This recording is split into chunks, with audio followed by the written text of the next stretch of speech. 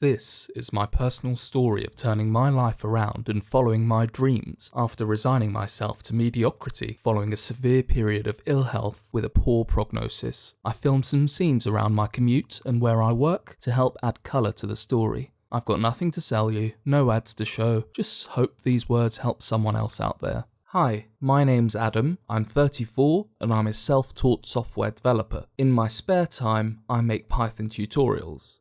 I guess you could say my story isn't a typical one, but I'll share it with you for 3 reasons. 1, to tell you the lessons I've learnt the hard way about making a midlife successful career move to the software development field through self-teaching of programming. 2, to tell you the mistakes I've made so that you don't have to make them and so that you can realise your dream sooner. And 3, to give you a bit of background about me, to give you some inspiration, hope, and help build a community around my unique take on learning Python. I grew up in East London and was always interested in computers. These were the days before the internet was a common feature in every household. It was in my late teens that I first attempted to teach myself Python. I would learn the basics, but then be left frustrated as I couldn't quantify what the gap was between myself and a real programmer. I had nothing to show for my newfound knowledge and no way of communicating to anyone else that I had these basic skills. I had no mentor, and I had this misguided notion that you had to be a superstar at mathematics to have any hope of landing a dev role. And this coincided with big life decisions. The school system conveyed the belief that if you weren't going on to university, then you had a pretty lousy future ahead of you.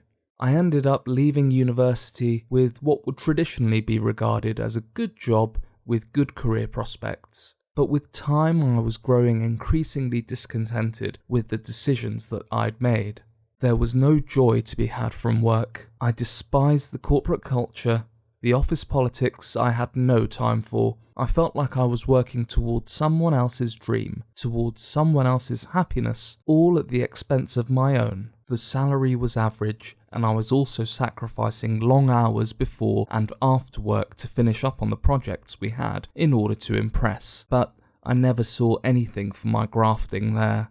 I've learnt that everyone has their hardships. Even if we think we're immune, those same tests and struggles might be just round the corner for us. I like to give people the benefit of the doubt and hope that they would do the same for me. I must have tried a further 10 times to learn Python. Each time it was the same thing. I didn't have any direction, no projects to show for my work. Ultimately, I probably didn't truly believe that I had either the ability or the courage to make a career move at this late stage. But work didn't change, and you can only push a person so far, right? If anything was to change, it had to come from me. It had to come from within. I had to be persistent. So I decided to develop 6 main projects for my new portfolio, 5 in Python and 1 in Java, including a bit of SQLite. I set myself the goal of starting to apply for jobs before the year was up. It was pretty disheartening at first, to be honest. I sent upwards of 100 applications and the only responses I got were automatic email confirmations of receipt. It was really difficult to know at first that I was getting anywhere. But I had my portfolio, I had my projects, and the more I learnt, the more I added features to and refined my projects. At this time I decided to majorly overhaul my resume. The difference between before and after was like night and day. It was short and focused on what I had developed. I had GitHub links to all 6 projects on there. I persevered, and about 14 months into my decision to become a self-taught programmer, I got my first interview. I only needed a couple of these before I got my first job offer. I was delighted and haven't looked back since. I did wonder what things would have been like if I had done computer science to begin with. I looked at the syllabus at my old university, and I didn't want anything to hold me back. So I even decided to go back to university to sneak in at the back and listen on in to these lectures, many years having passed since I was last there. Ultimately, whether you do computer science or not, you'll still have to teach yourself how to code. For the most part, the professors won't teach you any coding at all, maybe some ML or some Lisp. So even at university, you're still expected to become a self-taught programmer. Don't rely on others to turn you into what you want to become. take responsibility for it, and do it better yourself.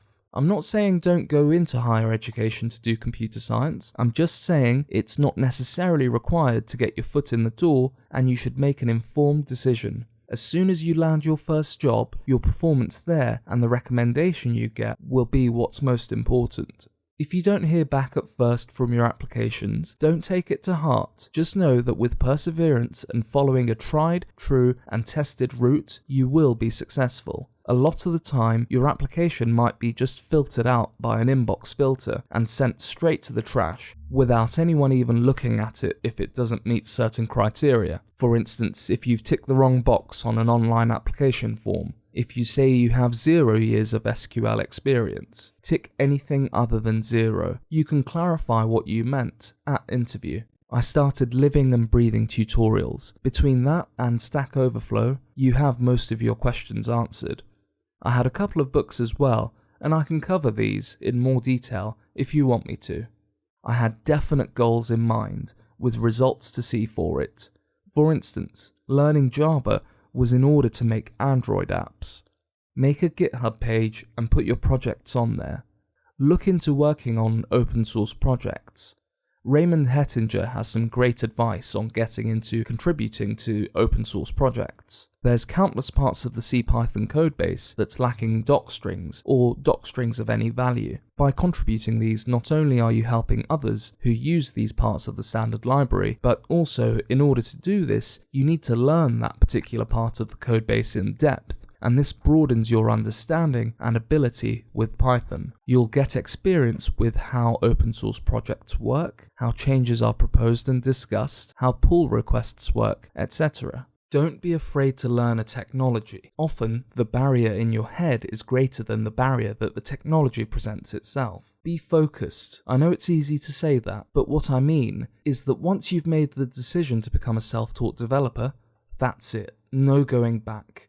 You will persevere until you're successful. Set yourself time-limited targets and then relentlessly pursue them with the self-belief that this will happen. Just wanting it alone won't make it happen, but there's enough great material out here on the web and enough demand for software developers that you will be successful if you persevere. If you find yourself reading a programming book or studying theory for more than a couple of hours without implementing some examples, then it's time to hit the interpreter and practice some coding. However much life circumstances can make us desperate and try to cause us to rush and cut corners, don't. As long as you diligently cover your plan, all will be well. It goes without saying that you need to eat right, exercise, and rest properly. This ends up being more of a total life transformation, and honestly, it's made me happier and more successful than I could ever have dreamed of. I hope sharing my story helps you in some way. Let me know what you think. I certainly want to hear from you and help in any way that I can. Let me know if you want some more videos like this, or videos where it's just me in front of the camera and where we go through some topics together. Take care now.